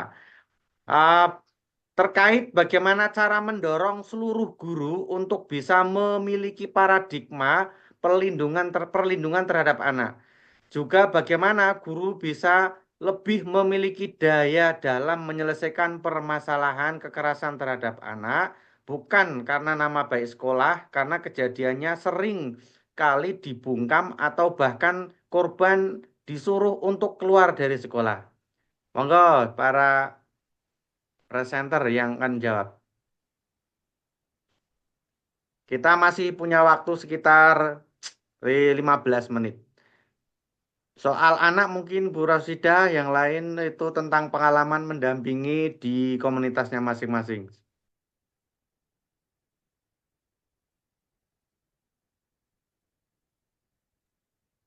Pertanyaan pertama mungkin bisa dijawab Mbak Renzi. Halo Kak Revi, Ya, Renvi apa halo, Revi? Renvi.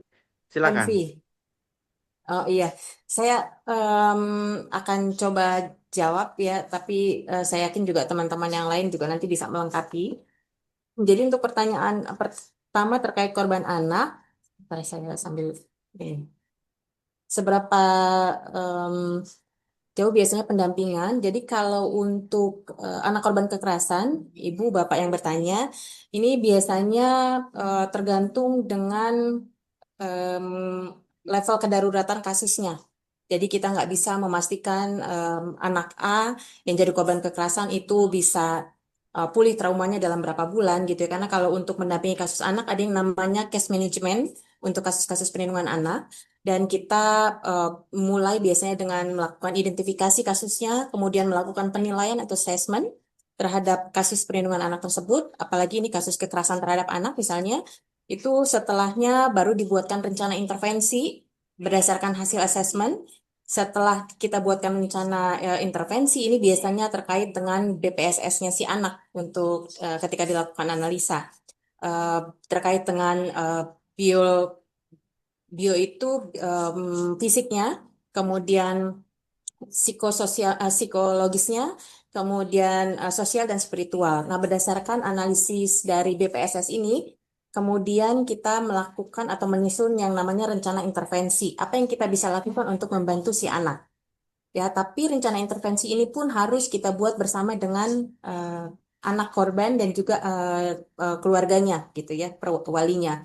Nah, setelahnya kita lakukan eksekusi dari rencana intervensi ini, baru kita di akhir melakukan monitoring dan evaluasi. Bagaimana status kondisi si anak terkini gitu. Nah, kalau misalnya di saat monitoring evaluasi kemudian ternyata si anak masih dalam kondisi trauma, maka kita harus melakukan asesmen ulang untuk memastikan apa kira-kira rencana intervensi lainnya yang bisa kita lakukan untuk membantu anak. Jadi kalau untuk kasus-kasus kekerasan terhadap anak biasanya ada kriteria kasusnya, Ibu Bapak. Jadi kasus ringan ke sedang itu biasanya kasus-kasus yang harus direspon. Kalau ringan itu biasanya masuk ke kasus-kasus yang kalau kita tidak segera respon itu anak masih bisa berada dalam kondisi yang aman, gitu ya. Tapi kalau kasus ke sedang ke berat itu biasanya sudah mulai mempengaruhi kehidupan, keamanan dan keselamatan serta kesejahteraan si anak. Nah, dalam konteks PTBM misalnya teman-teman PTBM ini tidak dilatih untuk menyelesaikan semua kasus. Tapi kami membantu meningkatkan keterampilan mereka dalam penanganan kasus itu lebih kepada mereka mampu mengenali kasus-kasus apa yang menjadi tugasnya mereka, yang bisa mereka bantu selesaikan, kemudian apa yang bisa mereka lakukan untuk membantu. Terutama untuk kasus sedang ke berat, biasanya kami juga mendukung mereka untuk membangun jaringan ke lembaga layanan lain yang lebih profesional gitu ya, karena keterbatasan juga di kawan-kawan PTBM. Jadi kalau kasus sedang ke berat itu biasanya dirujuk ke UPTD PPA di kabupaten kota tempat di mana kasus ini terjadi. Nah, di tengah efisiensi sekarang, teman-teman di UPTD PPA juga masih terus bekerja untuk mendampingi kasus-kasus anak dan perempuan di lokasinya masing-masing.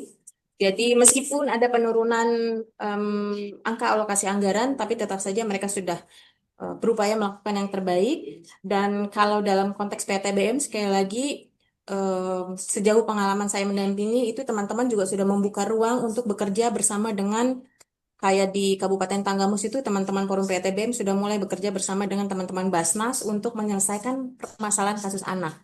Termasuk bagaimana mereka melakukan kerjasama dalam mengeksekusi rencana intervensi yang sudah mereka buat bersama anak dan korban. Itu. Kemudian di pertanyaan kedua itu terkait dengan Tentang guru. bagaimana menjamin keberlanjutan LKD kalau tidak memiliki pendamping.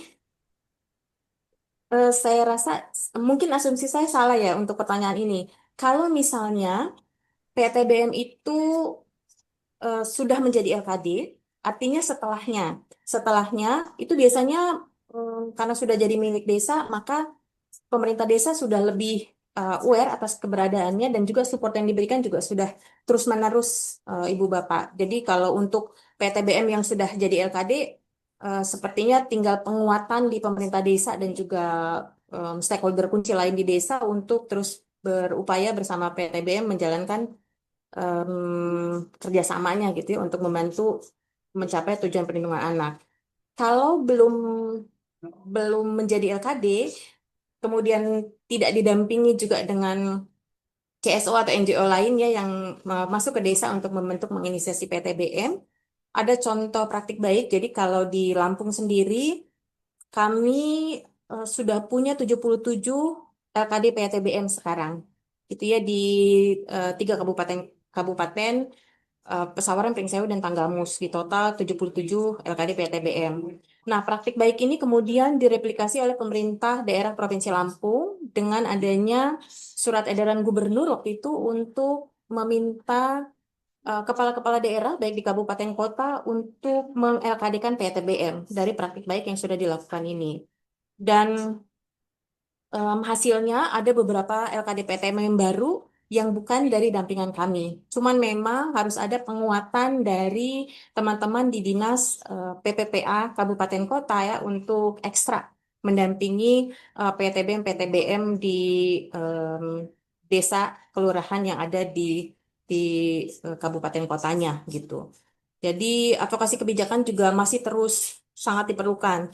Selain itu juga kita bisa meningkatkan peran pendamping desa, teman-teman pendamping desa yang memang bertugas di desa-desa tersebut untuk lebih berpihak pada isu-isu perlindungan anak, tidak hanya di pemberdayaan masyarakatnya saja, tapi mulai ke isu perlindungan anak.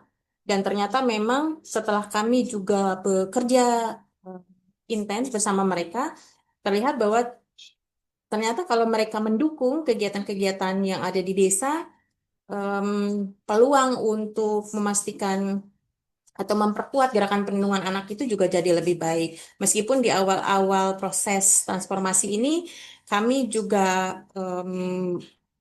mendapat beberapa tantangan gitu ya, termasuk bagaimana pendamping desa misalnya juga bicara kalau misalnya soal perdes berarti ada alokasi dana desa, sedangkan alokasi dana desa ini kan sudah banyak dibagi-bagi gitu ya, persentasenya itu udah nggak ada lagi untuk PATBM, sedangkan kami meyakinkan bahwa ketika jadi LKD PATBM maka sumber pendanaan itu tidak hanya dari APBDes.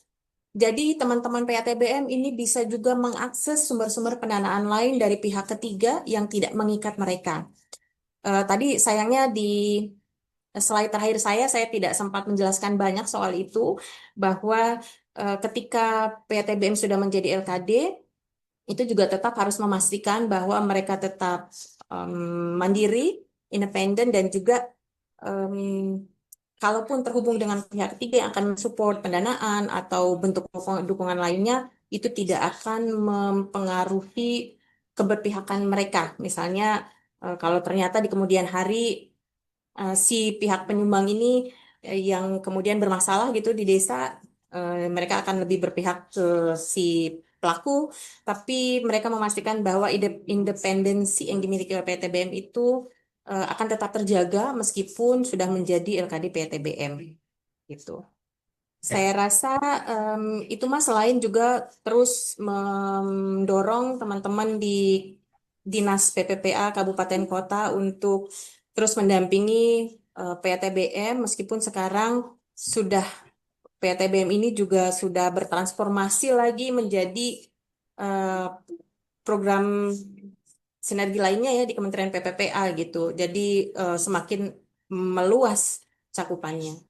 Saya rasa itu sebagai jawaban dari saya. Nanti kalau ada teman-teman lain yang mau menambahkan, dipersilakan. Terima kasih, Mas. Oke, ini Oke. sorry Mas Arief, saya ini Ya, siap. Ya, mohon Oke. maaf ini karena hujan ada besar di sini pertanyaan jadi lagi dilempar. tentang guru yang tadi itu loh. Oke. Eh, Siap, Mas. Bagaimana guru memiliki daya menyelesaikan masalah kekerasan terhadap anak dalam konteks menghindari soal nama baik dan lain sebagainya yang sering terjadi.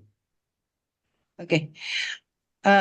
Pertama, Mas, guru harus memiliki komitmen, harus ditanamkan untuk memiliki komitmen untuk kepentingan perlindungan anak, bukan untuk kepentingan sekolah. Karena kalau kepentingan sekolah, ada di dalamnya ada kepentingan politik guru, politik kepala sekolah, politik pengawas sekolah, dan lain-lain. Karena itu komitmen yang paling kuat yang harus ditanamkan kepada guru bahwa mereka itu tugasnya melindungi anak. Jadi bukan yang lain. Yang kedua, ini ada pertanyaan pada faktor eksternal terkait dengan pengembangan teknologi dan komunikasi untuk menanamkan nilai perlindungan anak butuh bentuk konkret yang dilakukan di Sumba. Jadi dari hasil riset saya, bentuk konkret yang dilakukan di Sumba adalah Sumba itu daerah yang masih Sumba Barat ya, masih banyak daerah yang terbelakang. Sekitar dari 60 sekolah yang ada di sana, itu cuma 6% yang menjadi pilot project. Cuma 6%, cuma 6 buah. Jadi sekitar 10%. Nah, yang 10% itu kepala sekolah dan guru yang pernah mengikuti pelatihan di SAKB untuk membangun bagaimana sekolah yang ramah anak. Terus mereka memberikan penguatan dan sosialisasi kepada guru-guru lainnya, kepada kepala sekolah lainnya. Jadi ada forum kepala sekolah gitu, ada WA khusus, ada forum guru, ada WA khusus. Nah, mereka setiap kemajuan yang mereka buat, setiap perubahan yang mereka buat, mereka upload, mereka informasikan gitu di forum guru dan forum kepala sekolah. Lalu disitulah terjadi dialog gitu, dan kemudian banyak di antara mereka yang akhirnya pengen tahu, oh ya kok banyak ya perubahannya gitu. Mereka datang studi banding. Dari situ kemudian mereka menerapkan persis apa yang diterapkan di sekolah-sekolah yang sudah jadi pilot project. Cuma problemnya adalah, ya, jadi bagaimana teknologi itu digunakan untuk media literasi kepada yang lain untuk punya pemahaman yang sama tentang sekolah ramah anak. Cuma kelemahannya adalah karena masih sifatnya copy paste kegiatan-kegiatannya, jadi kayak sama-sama aja gitu. Inisiatifnya masih sangat kurang. Misalnya ketika mereka membuat di sekolah di Dekadu yang salah satunya jadi pilot project dan cukup sukses, dan Hobajongi, itu di Dedekadu misalnya ada kesepakatan di kelas. Jadi membuat aturan kode etik kelas itu dilakukan antara guru dengan murid. Nah, lalu setelah itu dipasang dan sebagai komitmen mereka akan melakukan aturan sesuai yang dibuat bersama itu, setiap orang harus menempelkan tangannya gitu kayak apa ya, pakai apa pakai spidol atau apa gitu terus ditempelkan namanya bentuk tangan gitu. Nah, itu semua siswa harus melakukan seperti itu. Dan di tempat lain juga begitu. Mereka copy, mereka foto apa bentuk komitmen antara guru dengan siswanya. Lalu isinya ya mirip-mirip di tempat lain.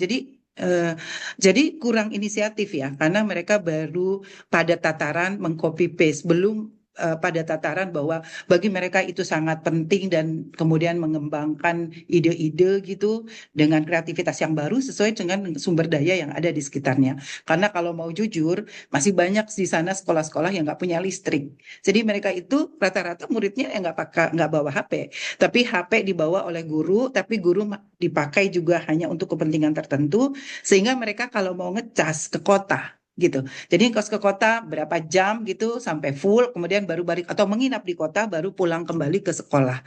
Nah, itu yang saya kira mungkin di sana sangat tertinggal secara pendidikan dibandingkan yang lain gitu. Saya kira itu, Mas. Baik, Ya, Kak Ida. Ini silakan Mas Arief, ada lagi. ya, terima kasih Kak Ida.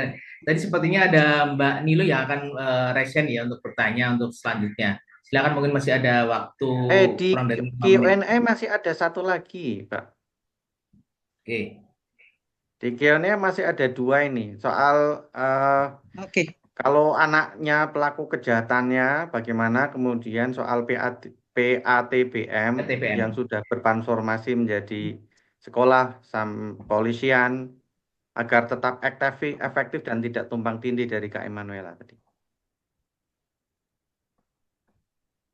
Silakan, mungkin Mbak Renti bisa membantu untuk Kak Ran, jawab. Ya.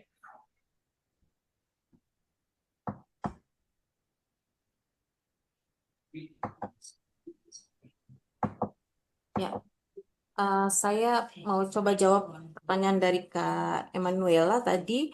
Bagaimana memastikan koordinasi antara PTBM sudah bertransformasi dengan lembaga lain tetap efektif dan tidak tumpang tindih. Tentu saja PTBM itu punya tugas yang berbeda, Ibu Bapak, dibandingkan dengan lembaga-lembaga lain. Ya, tugas utamanya adalah memastikan upaya pencegahan terhadap kekerasan itu dilakukan dan juga melakukan respon cepat penanganan kasus-kasus anak yang terjadi di sekitar mereka. Itu yang membedakan PTBM dengan Posyandu, dengan PKK, karena di PKK juga saya lihat mereka juga melakukan fungsi pencegahan ya, tetapi tidak melulu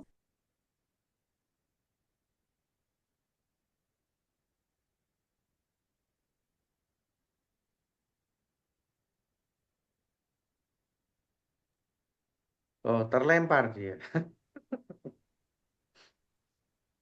maaf saya terlempar keluar.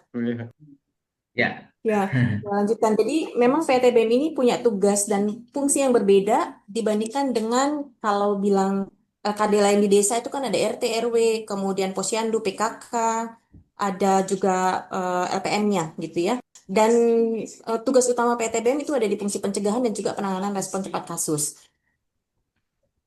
Kerjanya tidak akan tumpang tindih dengan LKD lain di desa maupun dengan organisasi lain yang ada, institusi lain yang sudah ada. Kuncinya adalah di bagaimana membangun alur koordinasi dan komunikasi antar sesama lembaga-lembaga layanan ini, gitu ya.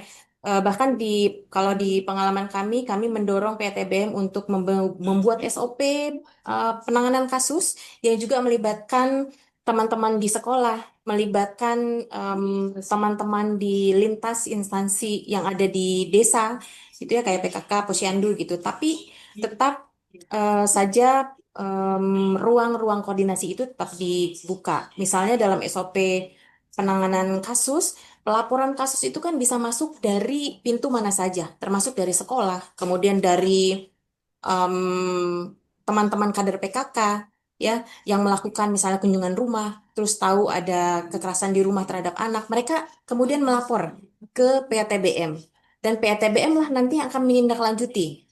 Jadi menindaklanjuti merespon kasus-kasus tersebut. Nah, jadi memang perannya masing-masing. Bahkan di beberapa tempat itu teman-teman PATBM memperkuat TP tim penanganan kasus kekerasan di sekolah, Bu Ida. Jadi teman-teman PATBM ini juga membantu kemudian teman-teman yang ada di tim penanganan kasus kekerasan di sekolah untuk memastikan para orang tua, kemudian siswa itu mampu menemukan tindak kekerasan apa yang terjadi dan bagaimana melakukan responnya gitu. Sementara itu Mas, jadi masing-masing tetap Ya, di fungsi dan perannya masing-masing. Kuncinya ada di koordinasi lintas lembaga layanan. Saya kira itu. Terima kasih. ya. Terima kasih Bu Renfri. Tentunya ini tidak lepas dari peran stakeholder juga ya dalam pemenuhan dan perlindungan anak, baik dari pemerintah pusat, daerah, kemudian tentunya dan keluarga, sekolah, dunia pendidikan, masyarakat, dunia usaha swasta, sampai media yang saat ini digunakan oleh anak-anak, dan tentunya anak itu sendiri sih yang menjadi subjek yang harus didengarkan pandangan-pandangannya.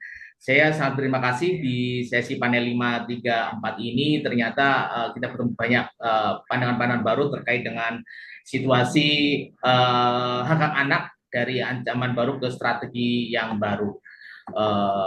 Karena menunjukkan waktu telah menunjukkan pukul 3:07, Mas Wahyu, pada sesi ini mungkin tidak ada closing statement dari empat pemateri yang telah luar biasa sekali.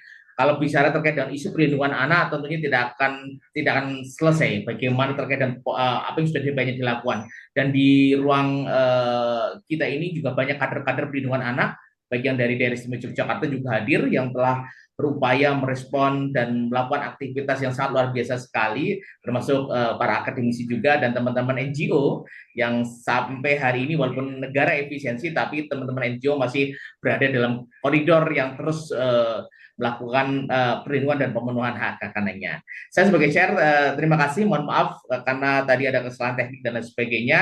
Saya langsung kembalikan kepada Mas Wahyu sebagai host dari sesi panel 534 ini, menghadirkan Mbak Nurul Azizah dari UNSER Hidayatullah, Mbak Resvi dari praktisi PATBM, Mbak Dr. Ida dari FISIP UNSER Hidayatullah, dan Mbak Sekar aktivis TBM yang tidak henti-hentinya untuk mengkompori aktivis-aktivis di komunitas Taman Belajar. Terima kasih, saya serahkan langsung kepada Mas Wahyu.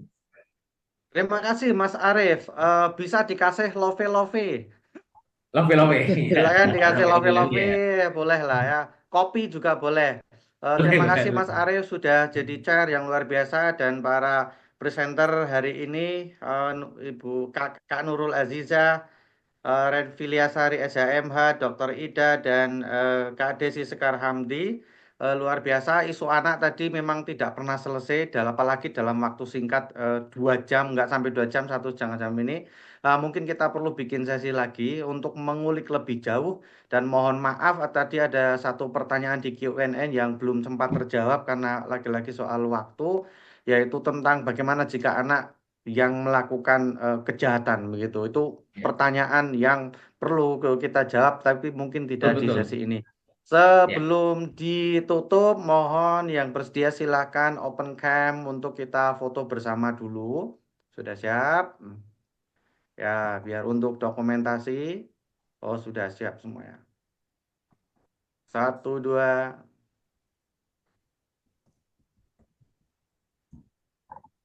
Baik, terima kasih. Sebelum diakhiri, saya ingatkan setelah sesi ini berakhir, juga ada sesi side event 3 yang akan mengulas tentang mini workshop kreasi konten untuk kampanye di media sosial. Ini juga penting kita ikuti, monggo yang ada waktu untuk mengikuti panel tersebut, Sekaligus nanti kita juga bisa bikin kreasi untuk kampanye isu anak. Mungkin itu. Terima kasih. Sampai jumpa di Terima kasih semuanya. panel-panel Terima selanjutnya. kasih. Dadah. Makasih Mas, makasih semua. Terima kasih, Salam, Mas. Mbak Renzi.